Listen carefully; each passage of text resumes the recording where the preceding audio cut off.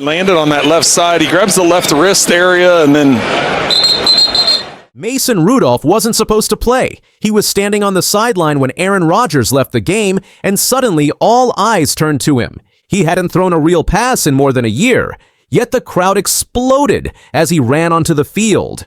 No one knew what would happen next, and what Rudolph did shocked everyone. Break in that left wrist. Now, he's having more tests today, and he probably has had them by now to determine whether or not they will have to do surgery, whether they'd have to put a screw or... Rudolph entered the huddle with 8 minutes and 23 seconds remaining in the second quarter. The crowd noise at Acrisure Stadium reached 105 decibels as he took his first snap. His opening drive lasted 7 plays and covered 48 yards before stalling at the Cincinnati 14-yard line. Chris Boswell kicked a 32-yard field goal to extend Pittsburgh's lead to 13-7. Rudolph completed 3 of 4 passes on that possession for 31 yards. The former Oklahoma State quarterback's first touchdown pass came early in the third quarter. He connected with George Pickens on a 19-yard strike down the right sideline. Pickens beat cornerback Cam Taylor-Britt with an out-and-up route. The scoring play capped an 8-play, 75-yard drive that consumed 4 minutes and 12 seconds of game clock. Pittsburgh led 20-7 after Boswell's extra point. Rudolph avoided turnovers throughout his 3 quarters of action. He took just 1 sack and scrambled twice for 14 yards when pass protection broke down his completion percentage of 75.0, ranked 3rd among all AFC quarterbacks in Week 10. The backup managed the pocket effectively and delivered accurate throws on timing routes. Offensive coordinator Arthur Smith called 23 pass plays and 18 rushing attempts during Rudolph's time under center. The crowd reaction to Rudolph's entrance marked his warmest reception since joining Pittsburgh as a third-round draft pick in 2018. Fans chanted his name after the touchdown pass to Pickens. He acknowledged the support with a raised fist while returning to the sideline. Rudolph spoke about the fan support during his post-game press conference. "This is home," Rudolph said. "I've been here since 2018, and to hear that ovation when I came in, it means everything to me." Pittsburgh's offense accumulated 268 yards after Rodgers departed. Najee Harris rushed 16 times for 87 yards following halftime. Pat Freiermuth caught 4 passes for 52 yards. The offensive line surrendered 0 sacks with Rudolph at quarterback. Center Mason Cole and right guard Isaac Sumalo commanded the line of scrimmage against Cincinnati's interior defenders. Rudolph has appeared in 24 career games with 10 starts for Pittsburgh. He threw for 2,089 yards with 16 touchdowns and 11 interceptions from 2018 through 2023. His previous start came in Week 17 of the 2023 season when Kenny Pickett suffered a knee injury. Rudolph completed 18 of 20 passes for 152 yards and 2 touchdowns in that victory over Seattle. The quarterback departed Pittsburgh after the 2023 season ended and signed with Tennessee. The Titans released him during training camp in August. Pittsburgh brought Rudolph back on a 2-year contract worth $4.5 million in March. The deal included $1.2 million guaranteed. General Manager Omar Khan cited Rudolph's familiarity with the organization and his ability to operate within the offensive system. Tomlin addressed Rudolph's performance during his post-game remarks. "That's why we value him," Tomlin said. "He knows our system, he's been in big moments, and he delivered today when we needed him." The head coach declined to name a starting quarterback for Thursday's game against Cleveland, pending Rodgers' medical evaluation. Rodgers' wrist injury represents the latest setback in a career marked by physical trauma. He missed 7 games in 2013 after fracturing his left clavicle against Chicago. A similar collarbone fracture in 2017 ended his season after 6 games with Green Bay. Rodgers played through a broken toe during the 2021 playoffs. He suffered a rib injury in 2022 that limited his mobility for multiple weeks. The quarterback's most severe injury occurred on September 11, 2023, when he tore his left Achilles tendon during his New York Jets debut. That injury required surgery and 8 months of rehabilitation. Pittsburgh acquired Rodgers in March after trading a 2024 second-round pick and a 2025 conditional 4th-round pick to the Jets. He threw for 2,145 yards, with 15 touchdowns and 8 interceptions through 9 games this season. Pittsburgh's medical staff scheduled an MRI for Monday to assess the full extent of Rodgers' wrist damage. The team has not provided a timeline for his return. Wrist fractures typically require 4 to 6 weeks of healing depending on location and severity. Dr. James Bradley, the Steelers' team physician, will oversee Rodgers' treatment plan. Rudolph's sudden elevation creates questions about Pittsburgh's quarterback depth chart moving forward. The organization invested significant draft capital to acquire Rodgers with playoff aspirations. His absence forces the team to rely on a backup who spent training camp with another franchise. Rudolph's contract runs through the 2025 season with no guaranteed money beyond this year. The Steelers face Cleveland on Thursday night at Acrisure Stadium. The Browns enter with a 2-8 record after losing to Baltimore 16-23 on Sunday. Cleveland's defense ranks 5th in total yards, allowed at 307.4 per game. Deshaun Watson has thrown 7 touchdowns against 9 interceptions through 8 starts. The Browns' defense surrenders 223.4 passing yards per contest, ranking 10th in the league. Pittsburgh's short week provides limited practice time for Rudolph to prepare as a potential starter. The team typically holds 1 full practice before Thursday games. Arthur Smith must balance installing Cleveland-specific game plans with maintaining offensive continuity. The Steelers rank 12th in third down conversion rate at 41.2%. They average 21.3 points per game, placing them 18th in the league. Rudolph's 2019 season represents his most extensive starting experience. He completed 62.2% of passes for 1,765 yards with 13 touchdowns and 9 interceptions across 8 starts. The Steelers finished 8-8 that year and missed the playoffs. His quarterback rating of 82.0 ranked 25th among qualifying signal callers. Rudolph threw multiple interceptions in 3 of those 8 starts. The quarterback's development stalled from 2020 through 2022 as Ben Roethlisberger returned from injury and Kenny Pickett arrived via the draft. Rudolph attempted just 81 passes combined over those 3 seasons.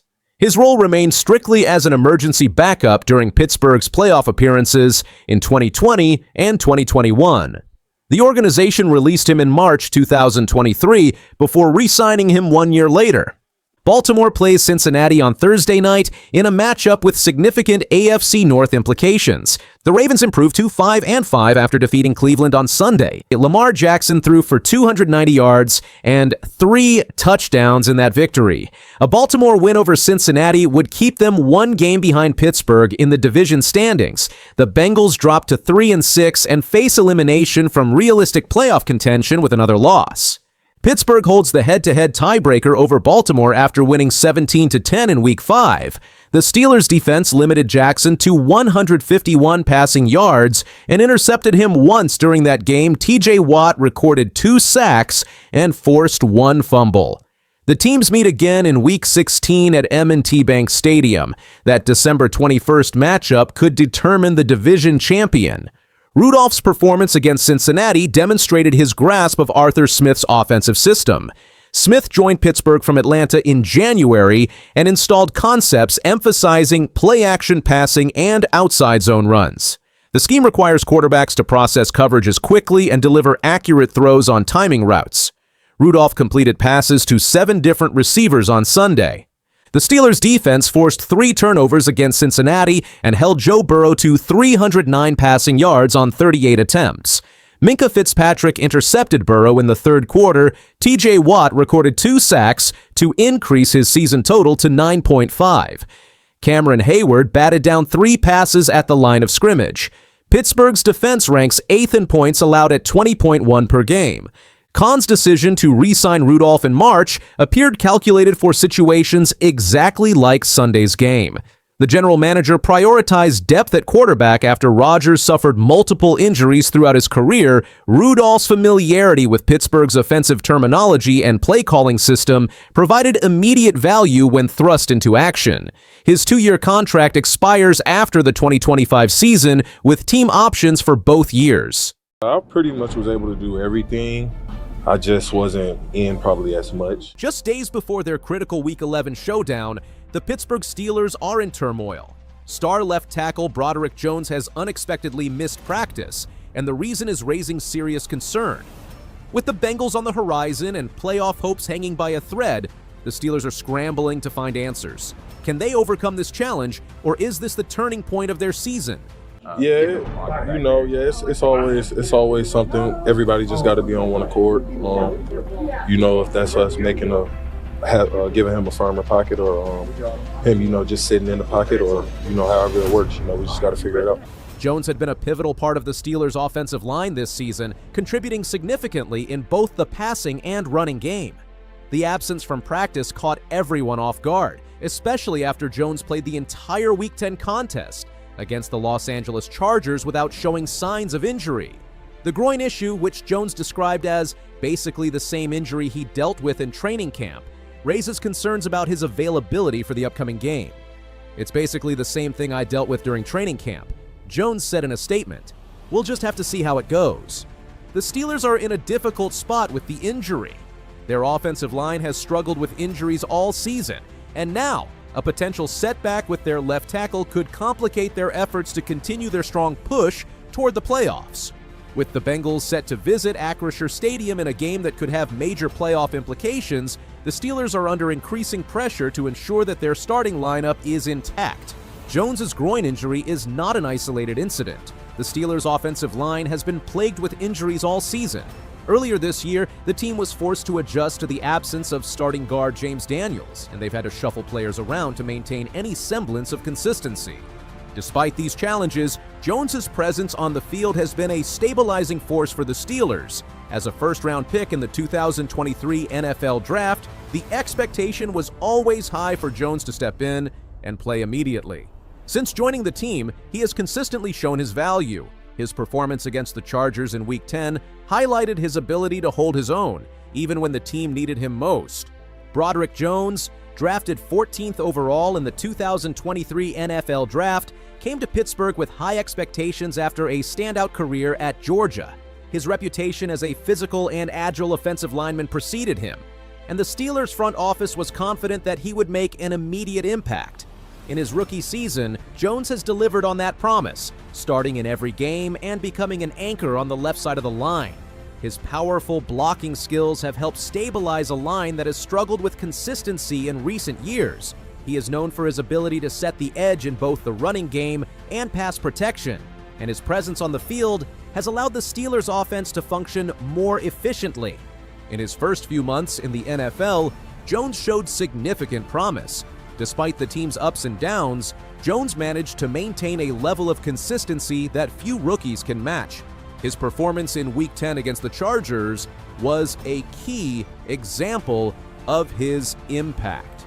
The Steelers faced a tough matchup with Los Angeles, but Jones helped protect quarterback Kenny Pickett from the Chargers' pass rush, allowing him to find success in the passing game. While the Steelers still lost the game, Jones's performance was a bright spot in what was an otherwise difficult outing for the team. However, this groin injury casts doubt on his ability to continue playing at the same level.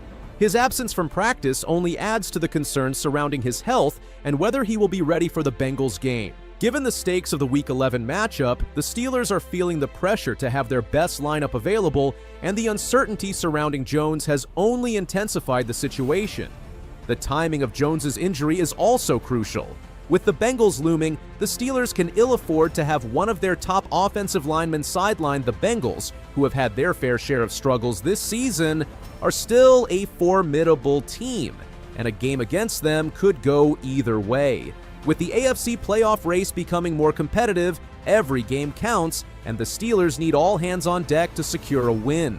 Losing Jones could significantly hinder their ability to protect their quarterback and establish a running game. Jones's injury is also a reminder of the challenges the Steelers have faced with their offensive line in recent years. While the team has made significant strides to improve the unit, injuries have remained a persistent issue. Last season, the Steelers dealt with various injuries along the offensive line, which hampered their ability to protect their quarterbacks and establish a balanced attack. With Jones in the lineup, the team had hoped to avoid those same struggles. but his injury has once again highlighted the fragility of the offensive line. Despite these challenges,